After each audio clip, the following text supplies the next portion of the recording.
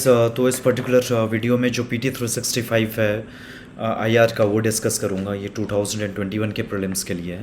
तो सबसे पहले आईआर का डिस्कस करूँगा, उसके बाद जितने भी टॉपिक्स है जैसे सोसाइटी है, पॉलिटी है, इकोनॉमी है, टेक्नोलॉजी है और इन्वायरमेंट है, वो सबको भी डिस्कस करूँगा। तो ये आईआर की का वीडियो है और टोटल एक ही वीडियो में ये कवर होगा। लगभग ये वीडियो 1.5 घंटे के आसपास हो सकती है, डिपेंडिंग ऑन। तो अभी तो मैं स्टार्ट कर रहा हूँ।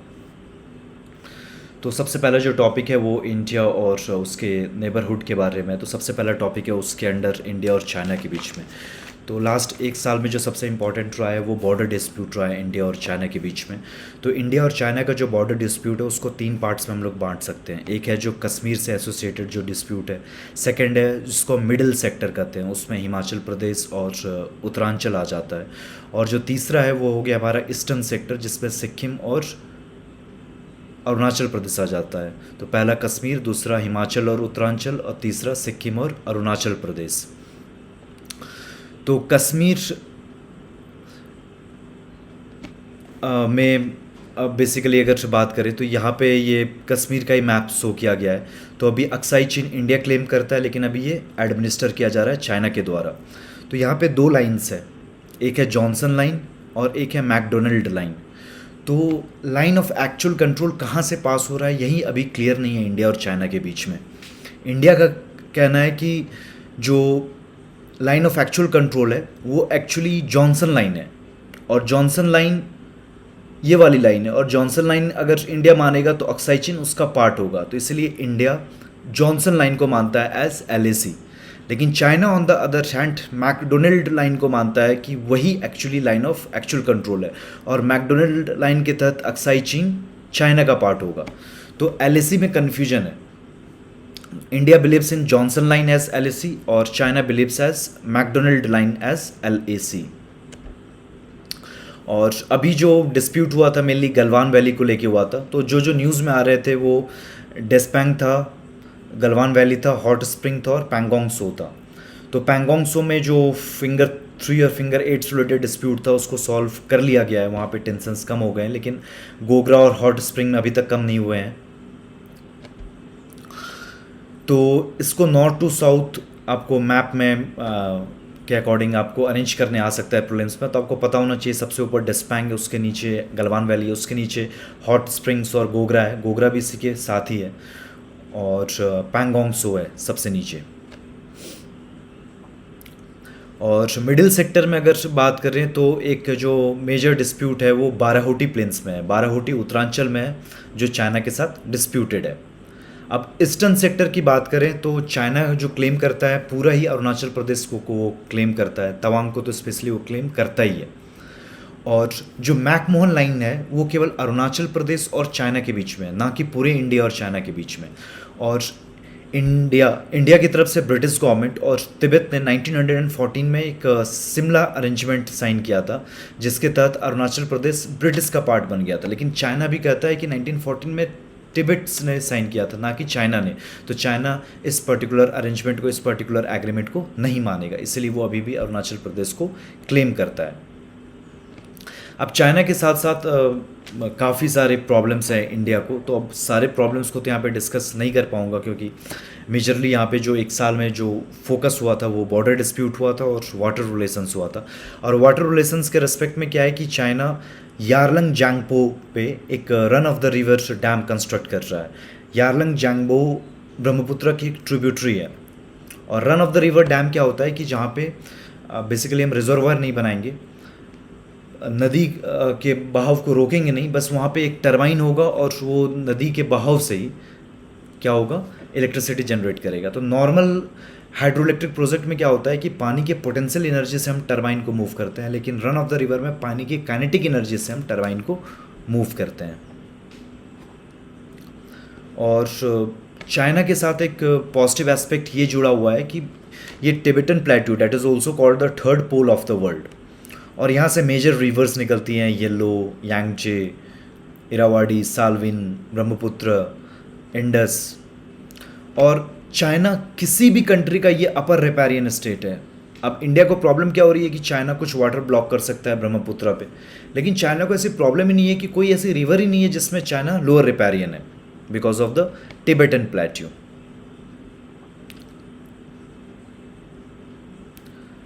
अब यहाँ पे ये हांगकांग से रिलेटेड है। अब कुछ आपको हिस्ट्री पता होनी चाहिए। हांगकांग के अलावा मैं तीनों को कवर कर लेता हूँ, ताइवान को, मकाऊ को और हांगकांग को। चाइना और ताइवान, चाइना का बोलना है कि ताइवान भी उसका पार्ट है और वहाँ पे वो वन चाइना पॉलिसी फॉलो करता है। अब हिस्ट्री क्या है ताइवान की, तो आप डेफिनेटली उसके लिए आपको वर्ल्ड हिस्ट्री पढ़ना होगा।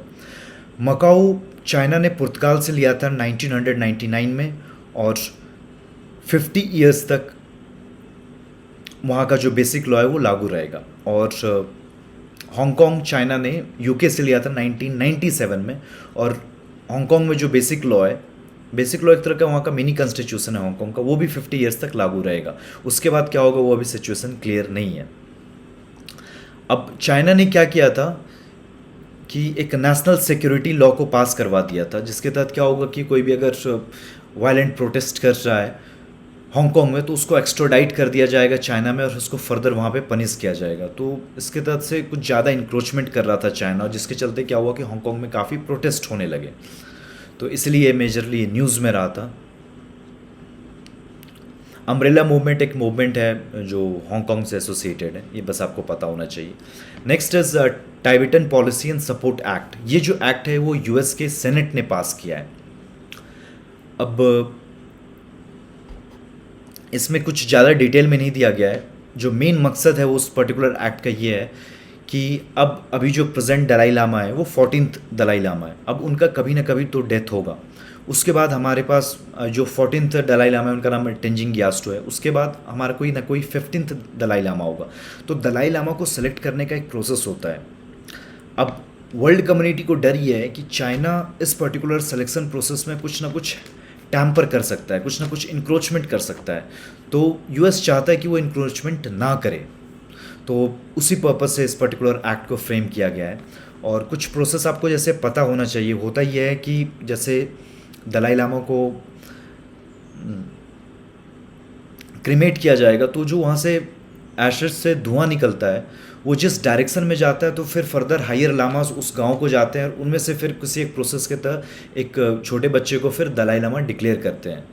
तो ये जो प्रोसेस है इसमें कुछ इंक्रोचमेंट ना हो, इसलिए यूएस ने इस पर्टिकुलर एक्ट को लाया था। तो बेसिक फंडा आपको क्लियर होना चाहिए। और दलाई लामा जो टाइबेटन गवर्नमेंट है उस तो अभी वो इन एग्जाइल है, वो इंडिया में धर्मशाला में।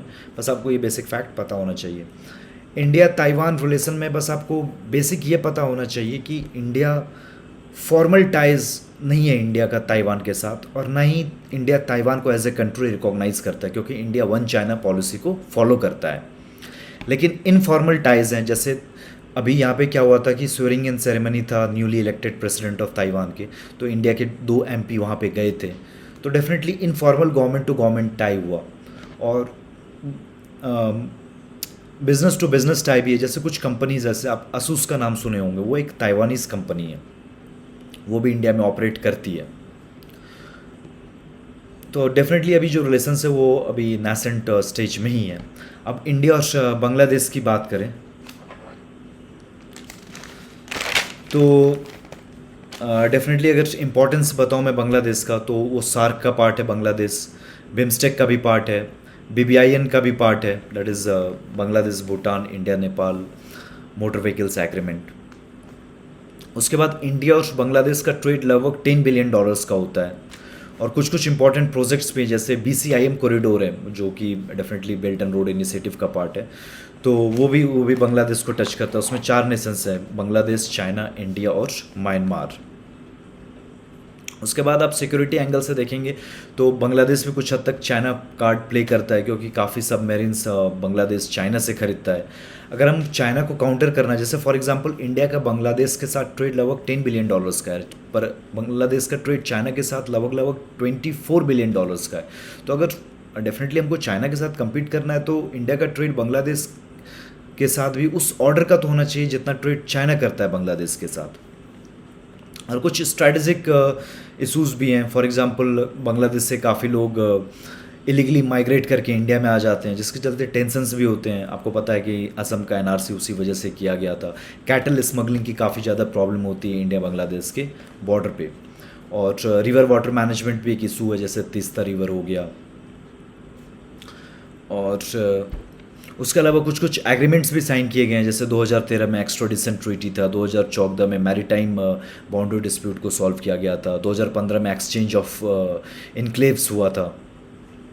उसके अलावा कुछ मिलिट्री कॉपरेशन है, जैसे संप्रति और जो मिलन एक्सरसाइज है वो इंडिया और बांग्लादेश के बीच में होता है। अब कुछ कनेक्टिविटी प्रोजेक्ट्स हैं, फॉर एग्ज़ाम्पल अगर बस सर्विस की बात करूं तो कोलकाता और ढाका के बीच में, अगरतला और ढाका के बीच में है। अगर रेलवे लाइन की बात करूं तो वो अगरतला और अखौरा के बीच में है। हल्दीबारी और चिलाहट्टी के बीच में, हल्दीबारी इंडिया में है, चिलाहट्टी जो है बांग्लादेश में है, अखौरा भी बांग्लादेश में है। और उसके अलावा चाटुग्राम और मोंगला पोर्ट इंडिया यूज़ करता है, वो एक पोर्ट ऑफ कॉल है। फॉर एग्जांपल हमको वेस्ट बंगाल से नॉर्थ ईस्ट कनेक्ट करना है तो हम क्या करते हैं, बेसिकली कोलकाता से चाटुग्राम या मोंगला चले जाएंगे और वहाँ से फिर हम नॉर्थ ईस्ट को कनेक्ट कर लेते हैं। और फिर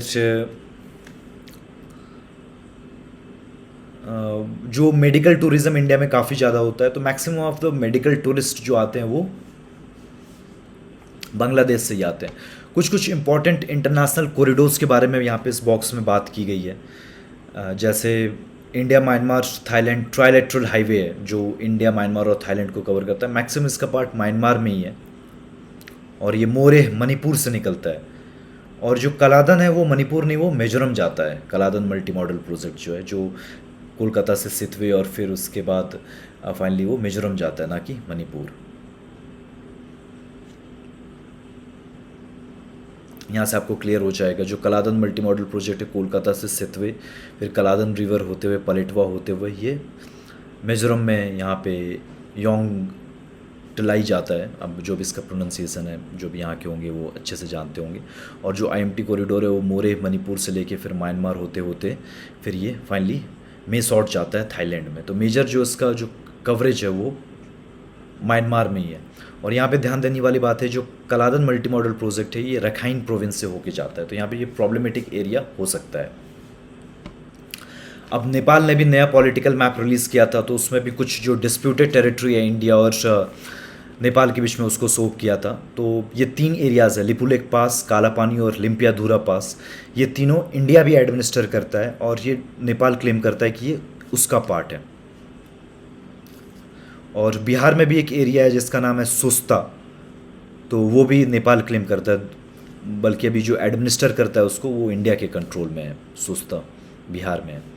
और ये जो प्रॉब्लम इसलिए हुई क्योंकि 1816 में ब्रिटिशर्स ने नेपाल के साथ एक ट्रीटी ऑफ सगौली साइन की थी, जिसके साथ वो इंडिया का पार्ट बन गया, लेकिन अभी भी नेपाल उसको क्लेम करता है।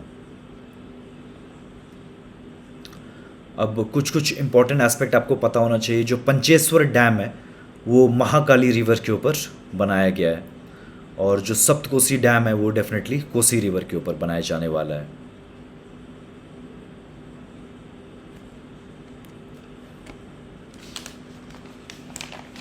सुस्ता जो डिस्प्यूटेड है इंडिया और नेपाल के बीच में, वो गंडक रिवर के ऊपर है।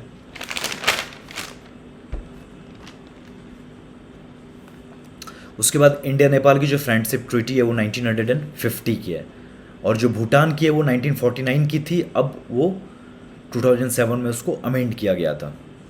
अब यहाँ पे ये है कि 2008 में पाकिस्तान ने एक ऑर्डर निकाला था जिसके तहत वो गिलगिट बाल्टिस्तान को अपना 5th प्रोविंस डिक्लेयर किया था, जिससे डेफिनेटली इंडिया को प्रॉब्लम है। अब गिलगिट बाल्टिस्तान इतना स्ट्रेटेजिकली इंपॉर्टेंट क्यों है? फर्स्ट ऑफ ऑल उसका लोकेशन ही वैसा है कि वो पाकिस्तान और चाइना के नज़दीक है, और वो सियाचिन ग्लेशियर के भी काफ़ी ज़्यादा नज़दीक है। सीपेक उसके थ्रू गुजरता है, इंडस रिवर भी उसके थ्रू गुजरती है, तो वाटर सिक्योरिटी और एनर्जी सिक्योरिटी भी वो रिवर इंश्योर करती है। तो डेफिनेटली ये गिलगिट बाल्टिस्तान काफ़ी इंपॉर्टेंट बन जाता है, और जो पीओके है उससे 5 गुना एरिया तो गिलगिट बाल्टिस्तान का ही है। उसके बाद इंडिया और भूटान, अब मेजरली जो न्यूज़ में रहा था वो एक खोलोंगचू प्रोजेक्ट है और मांगदेचू प्रोजेक्ट है। ये दोनों हाइड्रो पावर प्रोजेक्ट है, तो इंडिया और भूटान दोनों इस पर्टिकुलर प्रोजेक्ट से रिलेटेड कोऑपरेट कर रहे हैं। आपको पता था कि डोकलाम में एक स्टैंड ऑफ हुआ था इंडिया और चाइना के बीच में, और टोटल 4 ऐसी एरिया हैं जो चाइना और भूटान के बीच में डिस्प्यूटेड है। एक है डोकलाम प्लेट्यू, दूसरा है जकारलुंग, तीसरा है पसामलुंग और चौथा है साक्तिंग वाइल्ड लाइफ सेंचुरी जो इस एरिया के आसपास आता है, जो कॉन्टिगुअस भी नहीं है चाइना के, वो भी चाइना अपना पार्ट क्लेम करता है।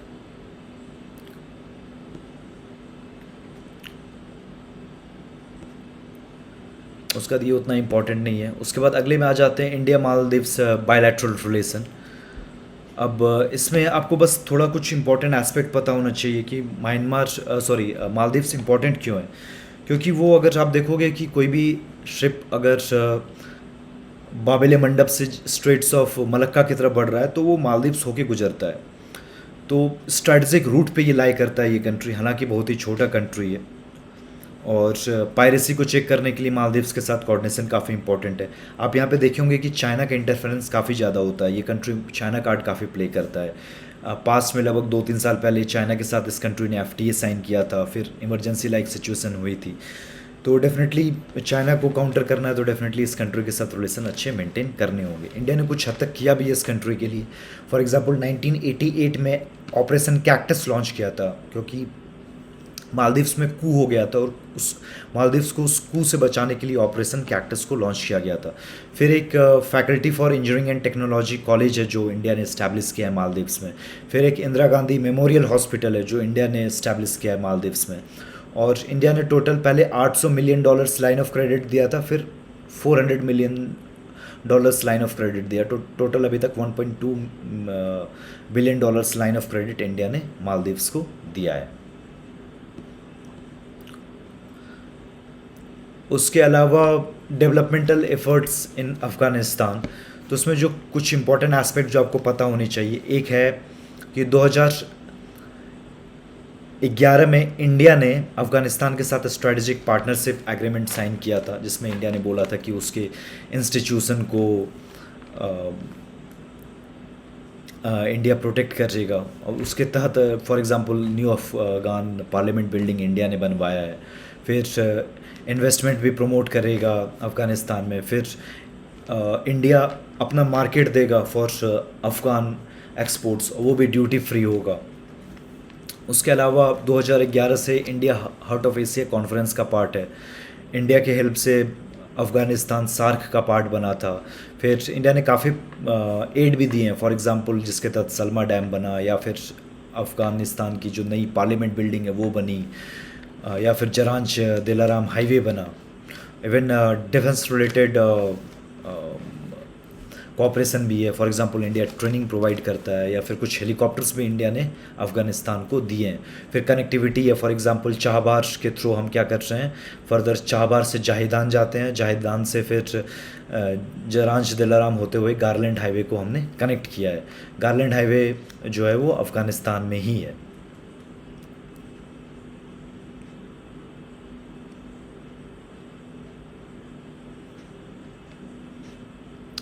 और फिर अभी कुछ इंपॉर्टेंट एस्पेक्ट्स हैं, जैसे अब US वहाँ से 11 सितंबर तक डिक्लेयर किया है कि वहाँ से एग्ज़िट करेगा, तो उसके क्या रिपरकशंस हो सकते हैं तालिबान की इमरजेंस पे, या फिर चाइना, रसिया, पाकिस्तान ये सब कंट्रीज़ अपना इन्फ्लुएंस बढ़ाएंगे, या फिर जो पाक स्पॉन्सर्ड टेररिस्ट ग्रुप्स हैं वो भी, उनको भी एक ब्रीडिंग ग्राउंड मिल जाएगा अफ़गानिस्तान में। तो इंडिया एक सिक्योरिटी थ्रेट भी फेस कर सकता है। उसके अलावा कुछ कुछ इंफ्रास्ट्रक्चर प्रोजेक्ट हैं, जैसे मोतिहारी अमलेखगंज के बीच में एक पेट्रोलियम पाइपलाइन है, नेपाल के एस्पेक्ट में बोल रहा हूँ। पंचेश्वर मल्टीपर्पज़ प्रोजेक्ट है महाकाली रिवर पे। बर्मा की बात करूँ तो कलादन आपको पता होगा, MT कॉरिडोर आपको पता होगा। भूटान में मांगदेचू डैम है और खोलांगचू डैम है। बांग्लादेश का मैंने उसी समय बता दिया था। और फिर उसके अलावा कुछ कुछ इंपॉर्टेंट है, जैसे सहतूत डैम है, वो इंडिया हेल्प कर रहा है अफ़गानिस्तान को बनाने में। आज़ाद पट्टन एक डैम है जो CPEC पे बनेगा और चाइना बनाएगा in the Gilgit Baltistan region, जो कि डिस्प्यूटेड है। अब हसान चार वहाँ पे काफ़ी कैंप्स लगे हुए हैं रोहिंग्या रेफ्यूजीज़ के लिए, बांग्लादेश में। चाटुग्राम और मोंगला पोर्ट बांग्लादेश में जो इंडिया यूज़ करता है। और रतले, बगलीहार, दुलहस्ती ये सब ऐसे डैम्स हैं जिसके डिज़ाइन से रिलेटेड पाकिस्तान काफ़ी बार कंप्लेन करता है कि पाकिस्तान का कहना है कि इंडिया इंडस वाटर ट्रीटी को सही से फॉलो नहीं करता है क्योंकि design of the dam is not as per Indus water treaty, ये पाकिस्तान का कहना है कुछ डैम्स के रिस्पेक्ट में, जैसे रतले, दुलहस्ती, बगलिहार।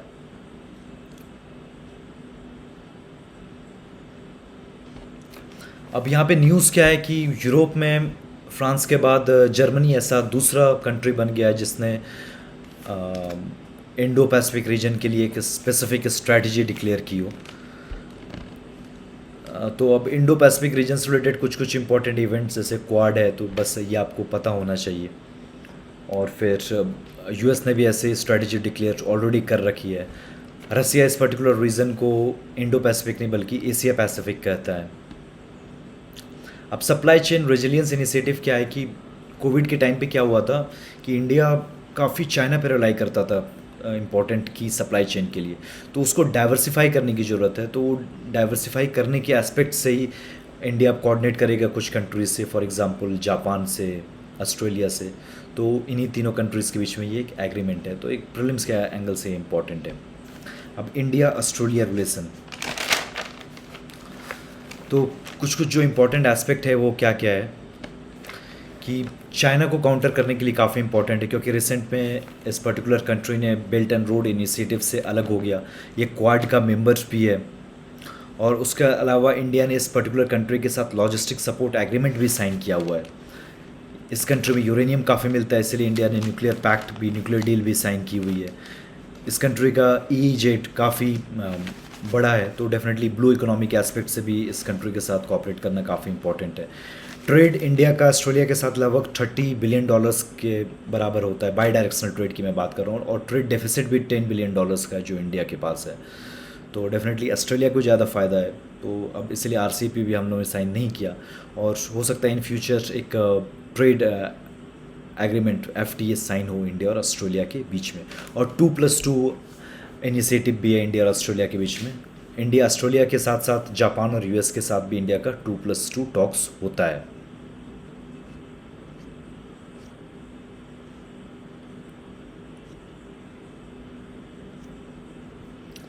अब उसके अलावा एक इंडियन ओशन रीजन है, तो इंडियन ओशन रीजन में अब क्या क्या आपको पता होना चाहिए कि एक मेजरली इंडिया अपना इन्फ्लुएंस बढ़ा कैसे रहा है। तो इसमें जो मेजरली इंडिया क्या क्या कर रहा है चाइना को काउंटर करने के लिए और अपना इन्फ्लुएंस बढ़ाने के लिए, क्वाड के साथ हम लोग कोऑपरेट कर रहे हैं। हमने कुछ कुछ कंट्रीज़ जैसे US के साथ, फ्रांस के साथ, ऑस्ट्रेलिया के साथ लॉजिस्टिक सपोर्ट एग्रीमेंट साइन किया है। काफ़ी मिलिट्री एक्सरसाइजेज जैसे मालाबार में हम लोग पार्टिसिपेट करते हैं। उसके अलावा Asia Africa growth corridor India और जापान ने मिलके इस कंसेप्ट को प्रोपिगेट किया in order to counter China's belt and road initiative. जो चाइना की स्ट्रिंग ऑफ पर्ल्स पॉलिसी है उसको काउंटर करने के लिए हमने एक गार्लैंड ऑफ फ्लावर्स पॉलिसी को काफ़ी फोकस दिया है। उसके अलावा कुछ ऐसे ही जैसे इंटरनेशनल नॉर्थ साउथ एग्रीमेंट है, असगबत एग्रीमेंट है, ये भी काउंटर किया जा सकता है, इसके थ्रू भी हम काउंटर कर सकते हैं चाइना के बेल्ट एंड रोड इनिशिएटिव को। उसके अलावा कुछ कुछ स्पेसिफिक जगह है, जैसे चाइना ने अपना प्रेजेंस बढ़ाया था कोकोस आइलैंड में, तो हमने म्यांमार में वहीं पे सितवे ले लिया। चाइना ने पाकिस्तान में जैसे चाबहार लिया तो हमने गवादर लिया, तो हमने ईरान में चाबहार लिया है और वहाँ पे अपना इन्फ्लुएंस बढ़ा रहे हैं। हमने ओमान से डुकम भी लिया है, और कुछ कुछ न्यूक्लियर बेस भी लिए हैं जैसे अगालेगा और एजम्सन आइलैंड है सीचिलीज और मॉरिशस में। उसके बाद चाइना ने श्रीलंका में हमनतोता लिया, तो हम मताला एयरपोर्ट वहाँ पे डेवलप कर रहे हैं। उसके अलावा कुछ कुछ जैसे इंडियन ओशन नेवल सिम्पोजियम है, तो इंडियन ओशन की जितने भी नेवीज़ हैं वो कोऑर्डिनेट करते हैं। फिर एक इंडियन ओशन रिम एसोसिएशन है जिसमें 22 मेंबर स्टेट्स हैं, उसमें इंडिया भी पार्ट है, इसमें पाकिस्तान पार्ट नहीं है, ये आपको पता होना चाहिए। और एक सागर है security and growth for all in the region, तो वो भी एक इंडिया की कंप्रहेंसिव पॉलिसी है इंडियन ओशन को लेके। उसके अलावा एक प्रोजेक्ट मौसम भी है जिससे रिलेटेड UPSC ने मेंस में एक सवाल भी पूछा था, वो भी कह सकते हैं कुछ हद तक मिनिएचर फॉर्म में that policy is also in order to counter Chinese influence. अभी आप ये मैप देख सकते हैं जिसमें आपको ये पता चलेगा चाइना, US और इंडिया का जो नेवल बेस है वो कहाँ कहाँ है। उसके बाद सेंट्रल एशिया डायलॉग जो इंडिया ने किया था, अब सेंट्रल एशियन कंट्रीज़ टोटल 5 है, कजाकिस्तान, किर्गिस्तान, ताजिकिस्तान, तुर्कमेनिस्तान और उज़्बेकिस्तान। कुछ कुछ मैप वर्क आपको पता होना चाहिए, जैसे लेक बाल्कस है कजाकिस्तान में, एरल सी कजाकिस्तान उज़्बेकिस्तान के बीच में, कैस्पियन सी कजाकिस्तान और तुर्कमेनिस्तान टच करता है, तो ये आप ये मैप वर्क में डेफिनेटली कवर करेंगे। अब जो सेंट्रल एशियन रीजन है वो क्यों इंपॉर्टेंट है, तो डिप्लोमेटिक पॉइंट ऑफ व्यू से इंपॉर्टेंट है क्योंकि 2012 में इंडिया ने connect central Asia policy launch की थी। इंडिया एससीओ का भी मेंबर बना है, जिसमें टोटल 8 कंट्रीज़ है। कौन कौन मेंबर स्टेट है आपको पता होना चाहिए। एनर्जी सिक्योरिटी के लिए इंपॉर्टेंट क्योंकि कजाकिस्तान में यूरेनियम मिलता है और इंडिया ने न्यूक्लियर डील भी साइन की है in order to get uranium from Kazakhstan. TAPI pipeline जो तुर्कमेनिस्तान, अफगानिस्तान, पाकिस्तान, इंडिया से आएगी, तो वहाँ से हम गैस भी ले सकते हैं। उसके अलावा एक यूरेशियन इकोनॉमिक यूनियन है जिसमें टोटल 6 मेंबर स्टेट्स हैं, रसिया, कजाकिस्तान, किर्गिस्तान, ताजिकिस्तान, अर्मेनिया और बेलारूस। इंडिया प्रपोज्ड है कि उसके साथ एक फ्री ट्रेड एग्रीमेंट साइन करेगा जिसके तहत इंडिया का ट्रेड रसिया और सेंट्रल एशियन कंट्रीज़ के साथ बढ़ सकता है। उसके अलावा कनेक्टिविटी और पॉइंट ऑफ व्यू से भी इंपॉर्टेंट है, जैसे कि इंटरनेशनल नॉर्थ साउथ कॉरिडोर है, अस्गबत एग्रीमेंट है, तो ये भी इंडिया का कनेक्टिविटी बढ़ा सकता है सेंट्रल एशियन कंट्रीज़ के साथ। तो अस्गबत एग्रीमेंट में कौन कौन कंट्रीज़ है, 7 कंट्रीज़ है, वो आपको पता होनी चाहिए, तो आप उस पर आप सर्च कर सकते हैं नेट पे। और INSTC का नेटवर्क कैसे मुंबई से स्टार्ट होके वो मॉस्को तक जा रहा है, ये आपको पता होना चाहिए। मेजरली वो इंडिया के बाद वो ईरान जाता है सी को टच करते हुए, फिर उसके बाद अज़रबैजान जाता है और फिर रसिया जाता है।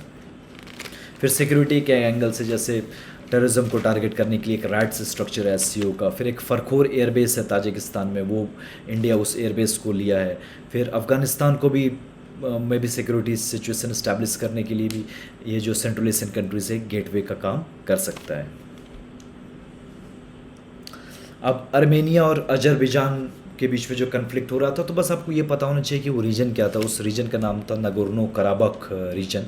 और जो अजरबैजान है वो प्रीडोमिनेंटली मुस्लिम कंट्री है और अर्मेनिया क्रिश्चियन कंट्री है। ये नगोर्नो कराबख का रीजन है, ये अजरबैजान का पार्ट है और मैक्सिमम कंट्रीज यही मानते हैं। लेकिन यहाँ ये जो रूल किया जा रहा था ये अर्मेनियन सेपरेटिस्ट के द्वारा रूल किया जा रहा था, तो इसलिए अजरबैजान ने क्या किया, यहाँ पे अटैक कर दिया और इसको हड़पने की कोशिश की। ये ज़्यादा उतना कुछ इंपॉर्टेंट नहीं है, मीन्स ग्रुप वगैरह आपको थोड़ा अगर देखना है तो देख सकते हैं।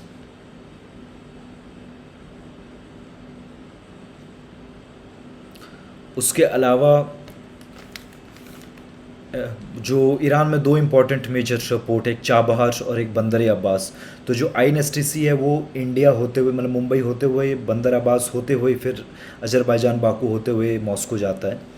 और ये चाबहार हम लोग बना रहे हैं, उससे जाहेदान कनेक्ट करेंगे।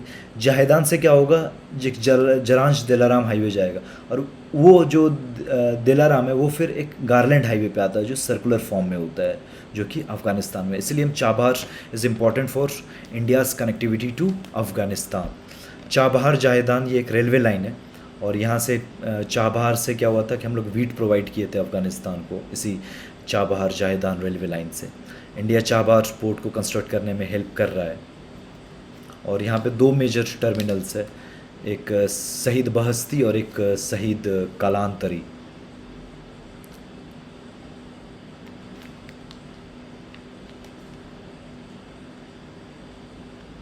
अस्गबत एग्रीमेंट में आप देख लीजिए, कजाकिस्तान मेंबर है, फिर उज्बेकिस्तान तुर्कमेनिस्तान मेंबर है, इंडिया, पाकिस्तान, ईरान और ओमान उसका मेंबर है।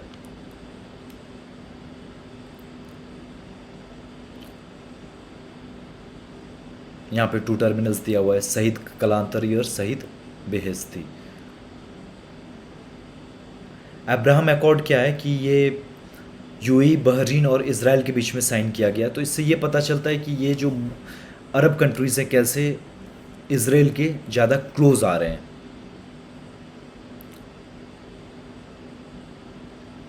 अब इज़राइल से रिलेटेड, अब जो इज़राइल पैलेस्टीन का कन्फ्लिक्ट है, आपको कहीं पे भी अगर मेंस में पूछा जाता है या फिर इंटरव्यू में पूछा जाता है तो आपको कुछ कुछ इवेंट्स आपको पता होने चाहिए।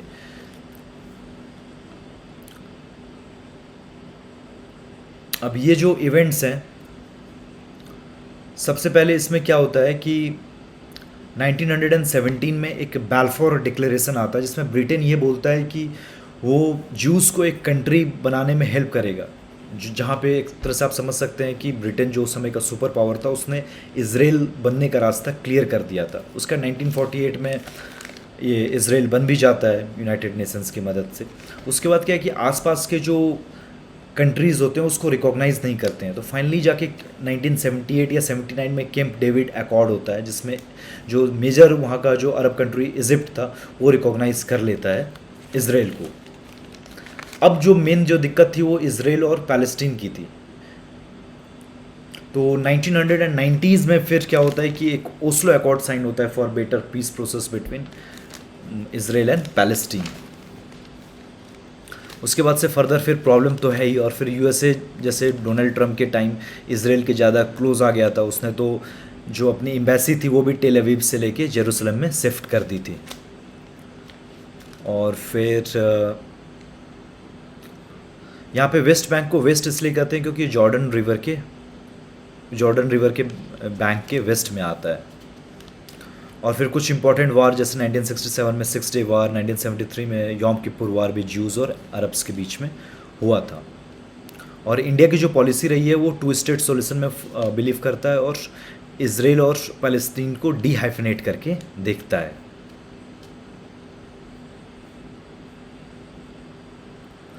अब इंडिया यूएस डिफेंस एग्रीमेंट से रिलेटेड आपको कुछ एस्पेक्ट्स आपको पता होने चाहिए।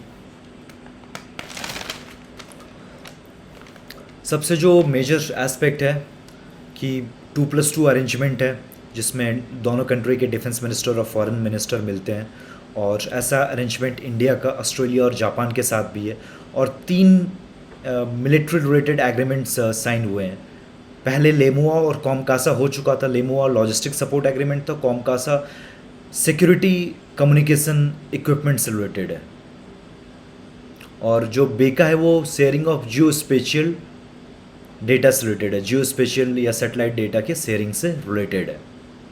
उसके अलावा अगर इस रिलेशन की आप बात करें तो यूएसए डेफिनेटली इंडिया को एनएसजी की मेंबरशिप के लिए भी सपोर्ट करता है। जो यूएस ने न्यू सिक्योरिटी स्ट्रेटजी डिक्लेयर किया था उसमें इंडो पैसिफिक पे काफ़ी फोकस देता है। फिर एक defence trade and technology initiative है, और डेफिनेटली 2005 में तो 123 एग्रीमेंट भी साइन किया गया था।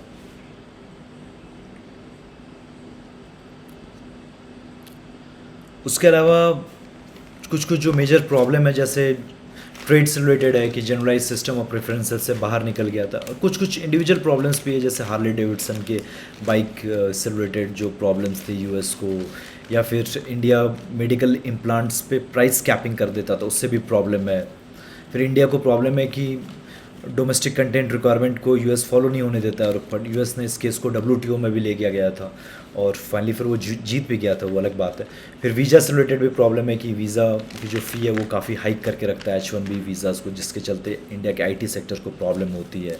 फिर इंडिया को एक स्पेशल वॉच लिस्ट में यूएस रखता है रिगार्डिंग IPR नॉर्म्स। एक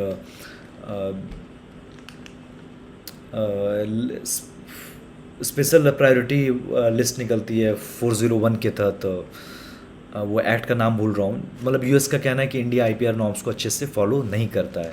फिर अब कुछ एक्ट्स हैं जैसे कार्डसा, अब उसके तहत क्या होता है कि कार्डसा अब यूएस लगाएगा अपने एडवर्सरी के अगेंस्ट, जैसे रसिया के अगेंस्ट लगाएगा, तो इंडिया को S-400 वगैरह परचेज करने में भी प्रॉब्लम्स हो सकती है। अब US JCPOA agreement, that is joint comprehensive plan of action जो था, उसके इससे बाहर निकल गया था, और फिर ईरान पे सैंक्शन लगा दिया था, तो इंडिया भी ईरान से ऑयल परचेज नहीं कर पा रहा है, तो वो भी एक प्रॉब्लमेटिक एरिया है। एक partnership to advance clean energy India और यूएस के बीच में कोलैबोरेशन, ये आपको पता होना चाहिए। और रिसेंटली इराक के बाद यूएस अभी सेकंड नंबर पे आ गया था उन कंट्रीज़ में जो इंडिया को सबसे ज़्यादा क्रूड ऑयल प्रोवाइड करता है, एक्सपोर्ट करता है। अब इंडिया EU रिलेशन में आपको कुछ जो इंपॉर्टेंट एस्पेक्ट है जो पता होने चाहिए कि अभी ब्रेक्जिट हुआ है, तो उसी कंटेक्स्ट में अभी EU में टोटल अब 27 मेंबर्स ही रहे, क्योंकि जो ब्रिटेन है वो बाहर निकल गया है आफ्टर ब्रेक्जिट, और article 50 of the Lisbon treaty को इन्वोक किया था ब्रिटेन ने। और फिर एक BTI है, broad based trade and investment agreement, अब वो इंडिया और EU के बीच में पेंडिंग है, वो साइन नहीं हो पा रहा है। तो उसमें मेजर इशू क्या है कि EU क्या डिमांड कर रहा है कि इंडिया वाइन्स और ऑटोमोबाइल्स के ऊपर जो कस्टम ड्यूटी है उसको कम कर ले, जो कि इंडिया करने के लिए राजी नहीं है। और इंडिया क्या चाह रहा है कि डेटा सिक्योरिटी स्टेटस दे दे EU इंडिया को। अब उसके तहत क्या होता है कि EU का मानना है कि इंडिया में डेटा सिक्योर्ड नहीं है, तो उसके चलते काफ़ी बिजनेस सेंटिमेंट नेगेटिव वे में अफेक्ट होते हैं। तो इंडिया डिमांड कर रहा है कि EU इंडिया को डेटा सिक्योरिटी स्टेटस दे दे। तो ये जो मेजर प्रॉब्लम्स हैं कि FTA क्यों नहीं साइन हो पा रहा है, और भी छोटे छोटे प्रॉब्लम्स हैं, लेकिन जो मेजर प्रॉब्लम वो मैंने आपको बता दिया। उसके अलावा 2021 से 2 साल के लिए India non permanent member of UN security council के लिए इलेक्ट हो गया है। तो टोटल 5 परमानेंट मेंबर्स हैं, वो आपको पता होगा, जिसके पास वीटो पावर्स है। इन 10 मेंबर्स के पास वीटो पावर्स नहीं होता है। इंडिया 8वीं बार बनेगा। और आपको ये डिस्ट्रीब्यूशन थोड़ा पता होना चाहिए कि एशिया के 3 मेंबर्स होते हैं इन 10 में से। 2 अफ्रीका के होते हैं, 2 लैटिन अमेरिकन कैरेबियन के होते हैं, 2 वेस्टर्न यूरोप के होते हैं, और एक ईस्टर्न यूरोप का होता है। नॉन अलाइन मूवमेंट्स रिलेटेड कुछ कुछ इंपॉर्टेंट फैक्ट्स आपको पता होने चाहिए कि पहला जो समिट हुआ तो 1961 बेलग्रेड में हुआ था। टोटल 120 मेंबर नेशंस हैं, और ये पंचशील के जो 5 प्रिंसिपल्स है उसको फॉलो करता है। लास्ट जो समिट हुआ था, जो 18th समिट हुआ था 2019 में, बाकू अजरबैजान में हुआ था। ये 5 प्रिंसिपल्स हैं जो पंचशील के भी प्रिंसिपल्स हैं। बिम्स्टेक के बारे में आपको एक बेसिक आइडिया होना चाहिए कि पहले कौन कौन कंट्रीज़ है वो आपको पता होना चाहिए। बी से 2 कंट्री है, बांग्लादेश और भूटान। आई से इंडिया है।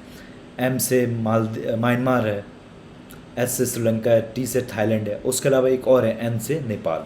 टोटल 7 कंट्रीज़ है। 1997 में बैंकॉक डिक्लेरेशन के थ्रू ये क्रिएट होता है। इसका जो हेडक्वार्टर है या जो परमानेंट सीट है वो ढाका में है। और अभी हाल में इसने एक अपना चार्टर डिक्लेयर किया जिसमें 7 सेक्टर्स पे फोकस दिया गया। ये 7 सेक्टर्स हैं: trade, environment, agriculture, security, people to people contact, science and technology and innovation, और कनेक्टिविटी।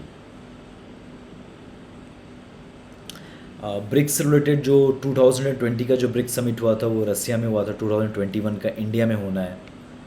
और जो इम्पोर्टेंट इसके आउटकम्स रहे वो एक है कि NDB न्यू डेवलपमेंट बैंक है जो फोर्टालेंजर डिक्लेरेशन से बना था। फिर एक कॉन्टिजेंसी रिजर्व अरेंजमेंट है जो लगभग IMF जैसा काम करता है।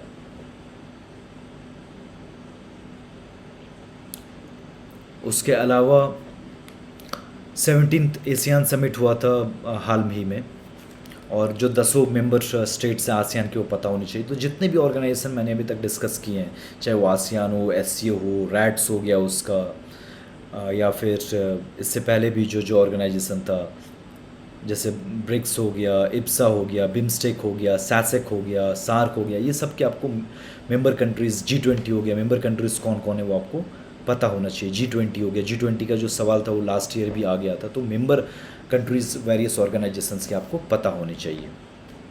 अब RCEP में टोटल 16 कंट्रीज़ हैं, तो कौन 16 कंट्रीज़ है वो आपको पता होना चाहिए। तो इंडिया ने इसको साइन नहीं किया।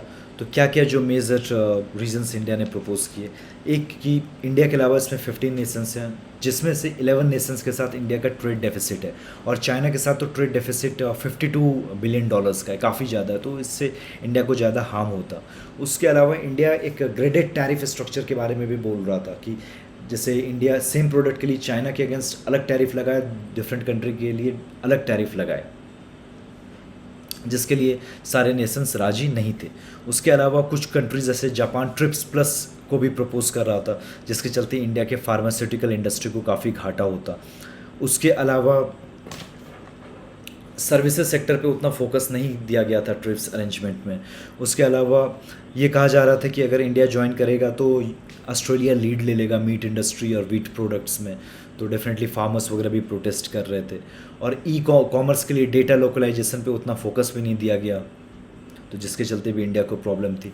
और इंडिया का ये बोलना था कि रूल्स ऑफ ओरिजिन को अच्छे तरह से फोकस किया जाना चाहिए, वो भी इसमें फोकस नहीं किया गया। फॉर एग्जांपल, अगर कोई गुड चाइना काफ़ी सस्ते में बेचता है, चाइना थाईलैंड को बेचे, फिर थाईलैंड इंडिया को बेचे, तो एक चाइना डायरेक्ट भले ट्रेड नहीं कर रहा है लेकिन इनडायरेक्ट वे में ट्रेड कर रहा है, ये कि इनफॉर्मल ट्रेड हो रहा है, तो उसको चेक करना है। अगर ट्रेड होना चाहिए तो डायरेक्ट होना चाहिए।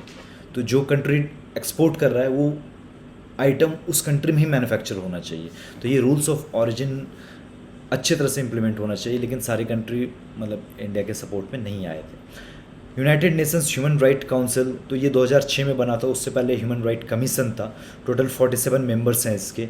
और ये न्यूज़ में हाल में इसलिए रहा था क्योंकि इसने श्रीलंका से रिलेटेड इशू उठाया था, जो वहाँ पे तमिल्स का के साथ जो अत्याचार हो रहा है, तो उससे रिलेटेड वोट करना था इंडिया को, इंडिया ने एब्सटेन किया था। ये चीज़ें आपको पता होनी चाहिए।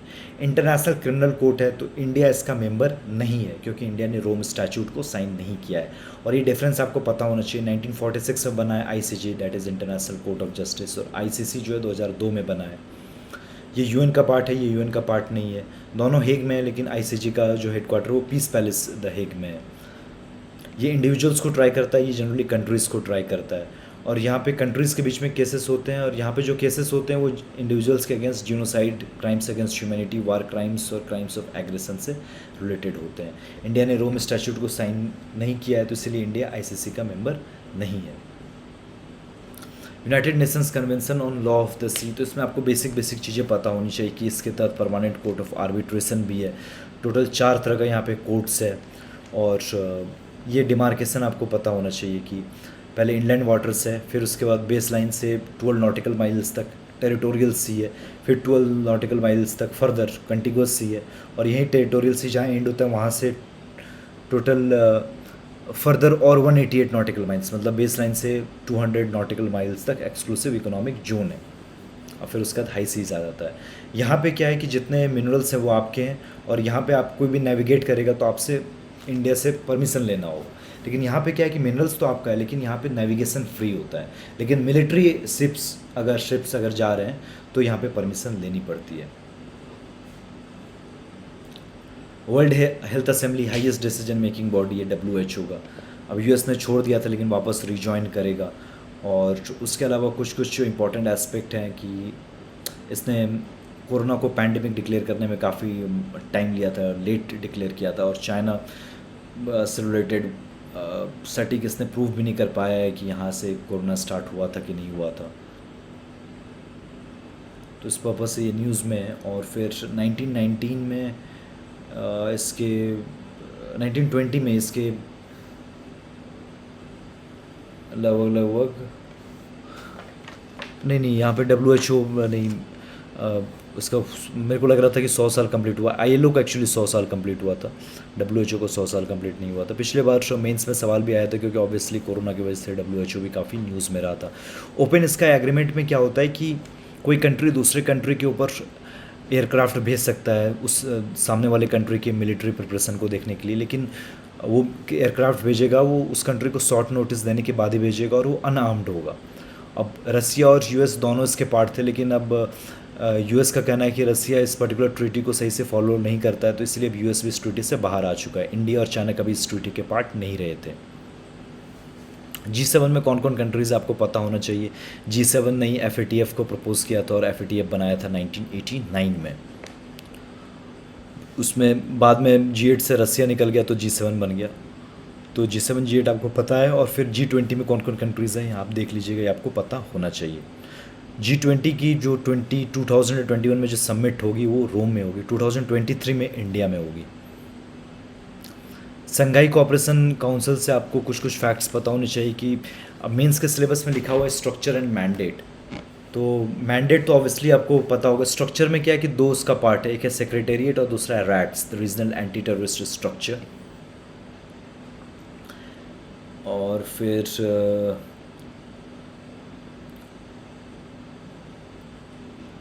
इसके 2 मीटिंग्स होती है, एक हेड्स ऑफ स्टेट काउंसिल की और हेड्स ऑफ गवर्नमेंट काउंसिल की मीटिंग होती है। इसमें 8 मेंबर स्टेट्स हैं। इंडिया पाकिस्तान लेटेस्ट मेंबर्स थे। तुर्कमेनिस्तान मेंबर नहीं है, हालांकि वो एक सेंट्रल एशियन कंट्री है। ओपेक में क्या है, टोटल 13 कंट्रीज़ हैं। वो 13 कंट्रीज़ कौन कौन से वो आप देख लीजिएगा, वो पूछा जा सकता है। एक ओपेक प्लस है जिसमें टोटल 23 कंट्रीज़ है, जिसमें रसिया भी आ जाता है। तो वो कार्टेलाइजेशन ऑफ ऑयल प्राइसेस से वो लोग करते हैं, ये सारे कंट्रीज़ मिलके। इसका जो सेक्रेटेरिएट है वो वियना में है। अब ये सब ऑर्गेनाइजेशंस न्यूज़ में रहे थे, जिसमें इंडिया मेंबर है, जिसमें इंडिया मेंबर नहीं है। तो किस में इंडिया मेंबर है, किस में इंडिया मेंबर नहीं है, वो इस पर्टिकुलर बॉक्स से देख लीजिएगा। और ज़्यादा कुछ इसमें इम्पॉर्टेंट भी नहीं है। इसके अलावा प्रवासी भारतीय दिवस मनाया जाता है उसी दिन जिस दिन गांधी इंडिया में आए थे, 9th of जनवरी को। ये हर 2 साल में एक बार मनाया जाता है। और ये पूछा जा सकता है कि इवन इंडियन डायस्पोरा आपके मेंस के सिलेबस में है, तो क्या क्या प्रॉब्लम्स फेस करते हैं डायस्पोरा, इंडिया ने क्या क्या स्कीम्स लॉन्च किए डायस्पोरा के लिए, और डायस्पोरा का रोल क्या है। तो डायस्पोरा की अगर रोल की बात करें तो इंडिया की जो फॉरेन पॉलिसी से रिलेटेड वो काफ़ी लॉबिंग भी करते हैं। फॉर एग्जांपल जैसे इंडिया को 123 एग्रीमेंट साइन करना था, तो उसमें जो इंडियन डायस्पोरा है यूएस में, वो भी काफ़ी क्रिटिकल रोल प्ले की थी।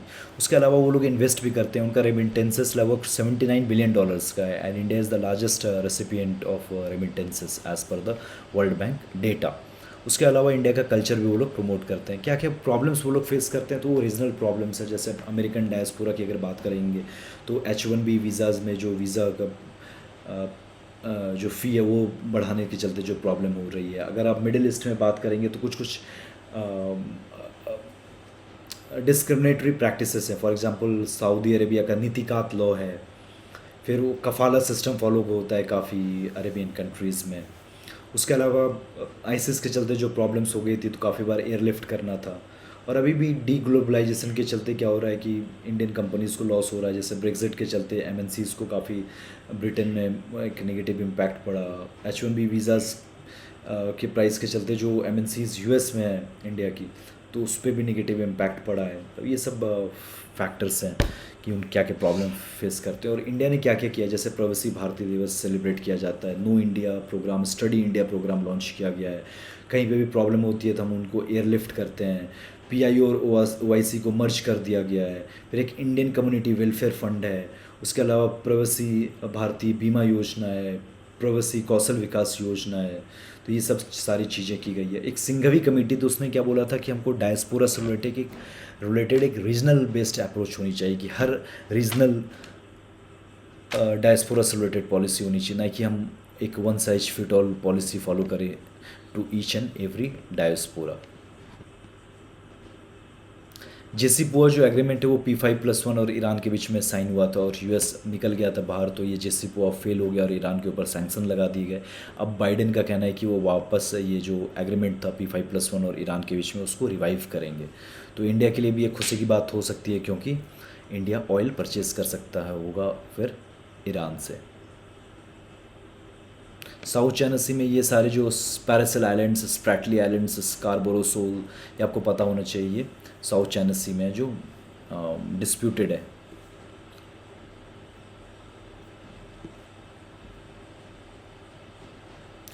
इंडिया न्यूक्लियर डिसआर्मामेंट है, तो इसमें कुछ कुछ ट्रीटी है, जैसे partial test ban treaty, NPT, CTBT। उसके बाद है फिर fissile material cut off treaty. तो India fissile material cut off treaty को सपोर्ट करता है, बाद बाकी किसी भी ट्रीटी को सपोर्ट नहीं करता है।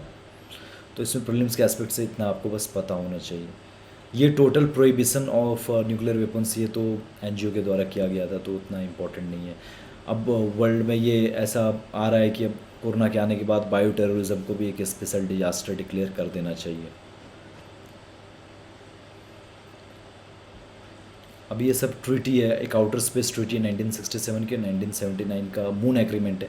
अंटार्कटिका को भी रेगुलेट करने की ट्रीटी है, लेकिन आर्टिक रीजन को रेगुलेट करने की कोई भी इंटरनेशनल ट्रीटी अभी तक नहीं बनी है। फाइनेंशियल एक्शन टास्क फोर्स क्या है कि 1989 में बना था G7 के कहने पे, और 37 मेंबर स्टेट्स हैं। और मेजर इसका जो मैंडेट उस समय था वो मनी लॉन्ड्रिंग था, और 2001 में टेररिस्ट फाइनेंसिंग को भी ऐड कर दिया गया मैंडेट में।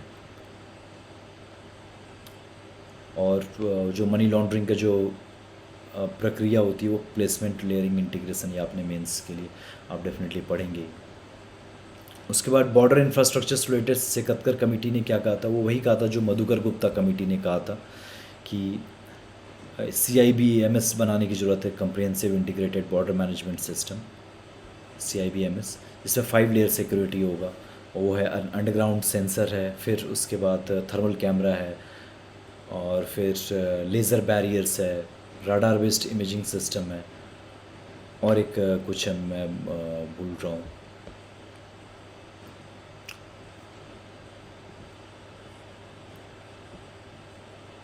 उसके अलावा सेकत्तर कमेटी डिफेंस रिफॉर्म से भी काफ़ी चीज़ें इसने बोली थी। इसने ये बोला था कि कैपिटल एक्सपेंडिचर बढ़ाने की ज़रूरत है, रेवेन्यू एक्सपेंडिचर को कम करने की ज़रूरत है। और फौजी जनरली आप देखोगे वो 35, 36, 37 साल पे ही रिटायर कर देते हैं।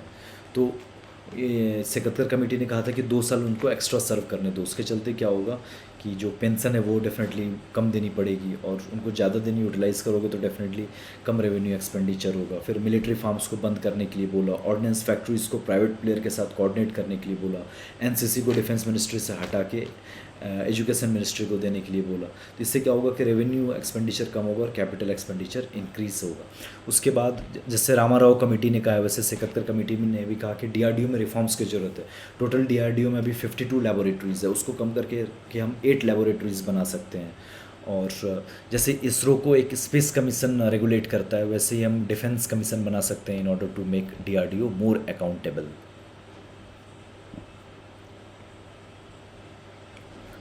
उसके अलावा ये कुछ इंपॉर्टेंट एस्पेक्ट नहीं है। अंडमान निकोबार इंडिया का अकेला ट्राई सर्विस कमांड है, बस आपको पता होना चाहिए, जहाँ पे नेवी, एयरफोर्स और आर्मी सब मौजूद है। अब एक नया डिफेंस एक्विजिशन प्रोसीजर लागू किया गया है, और जो कमेटी थी उस कमेटी का नाम था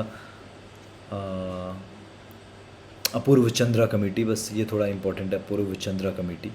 और यहाँ पे क्या है कि IDDM, indigenously design developed and manufacture पे ज़्यादा फोकस दिया गया है, बस आपको ये पता होना चाहिए। Strategic partnership model private player के साथ साइन किया जाएगा in order for defence manufacturing. और एक ये पॉलिसी भी लॉन्च की गई है कि defence production and export promotion policy. उसके लिए हम लोग क्या क्या किए हैं, जैसे एफडीआई डिफेंस में बढ़ा दिया गया है 49% से 74%। डिफेंस कॉरिडोर्स हम लोग बना रहे हैं तमिलनाडु में और उत्तर प्रदेश में। उसके अलावा एक आईडेक्स स्कीम है और आईपीआर प्रोटेक्शन स्कीम है, जिसके तहत स्टार्टअप्स को प्रमोट किया जाएगा इन डिफेंस मैन्युफैक्चरिंग। एक स्ट्रेटेजिक पार्टनरशिप मॉडल है जिसमें प्राइवेट प्लेयर्स को इंसेंटिवाइज किया जाएगा फॉर डिफेंस प्रोडक्शन। और जैसे ये आईडीडीएम को ज़्यादा, indigenously design developed and manufacture को ज़्यादा प्रेफरेंस दिया जाएगा कि जब भी आर्मी, नेवी और एयरफोर्स कुछ भी प्रोक्योर करेगी।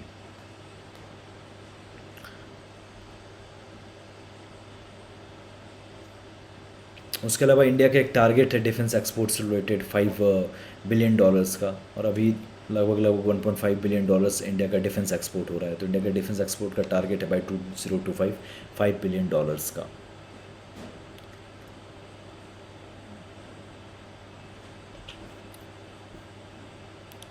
नेटग्रिड क्या है कि वो 21 सोर्सेज से डेटा कलेक्ट करता है और 10 ऑर्गेनाइजेशंस को देता है।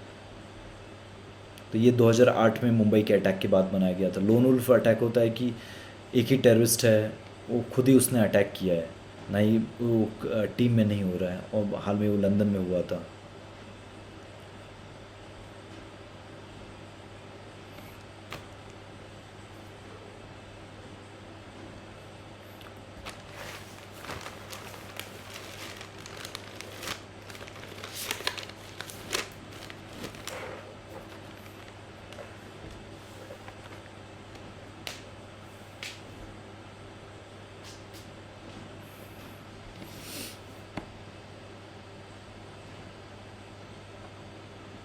उसके अलावा अगर बात करें, इंडिया ने अपनी ड्राफ्ट आर्टिक पॉलिसी रिलीज़ की है, जिसमें फोकस क्या क्या है कि वो डिफरेंट कंट्रीज़ के साथ कोऑर्डिनेट करेगा for working in the arctic region. फिर जो वहाँ पे क्लाइमेट चेंज है, ग्लोबल वार्मिंग हो रही है, आर्टिक रीजन में आइस मेल्टिंग हो रही है, उसको कम करने की कोशिश करेगा।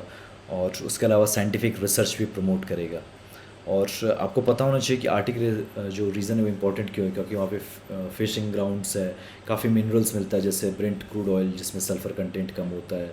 और वो एक इम्पॉर्टेंट ट्रेड रूट भी इमर्ज हो सकता है, जैसे चाइना ने वहाँ पे पोलर सिल्क रूट को प्रपोज़ किया है। फिर एक आर्टिक काउंसिल है जिसमें 8 मेंबर स्टेट्स हैं, जिसमें इंडिया भी ऑब्जर्वर स्टेट है। तो वो 8 मेंबर्स कौन कौन से हैं वो आपको पता होनी चाहिए, प्रीलिम्स में ऑलरेडी सवाल आ चुका है। उसके अलावा मैंने आपको बताया कि अंटार्कटिक ट्रीटी है अंटार्कटिक एरिया को रेगुलेट करने के लिए, लेकिन आर्टिक ट्रीटी नहीं है among the Nations Arctic area को रेगुलेट करने के लिए, तो उसको भी बनाने की ज़रूरत है। उसके अलावा इंडिया का कुछ कुछ एक्सपेरिमेंट्स, जैसे हिमाद्री है वो आर्टिक रीजन में है। उसके अलावा एक सॉलबॉर्ड सिड वॉल्ट है नॉर्वे में, वो भी आपको पता होना चाहिए। इंडार्क एक्सपेरिमेंट है अंडर वाटर, वो भी ऑलरेडी प्रीलिम्स में पूछा जा चुका है 2015 में। ये data free flow with trust, ये Osaka declaration on digital economy से रिलेटेड, इंडिया ने इसको साइन नहीं किया और ये G20 से फाइनली एसोसिएटेड है। वर्ल्ड फूड प्रोग्राम को नोबेल प्राइज़ मिला था पीस में 2020 में, इसलिए न्यूज़ में था।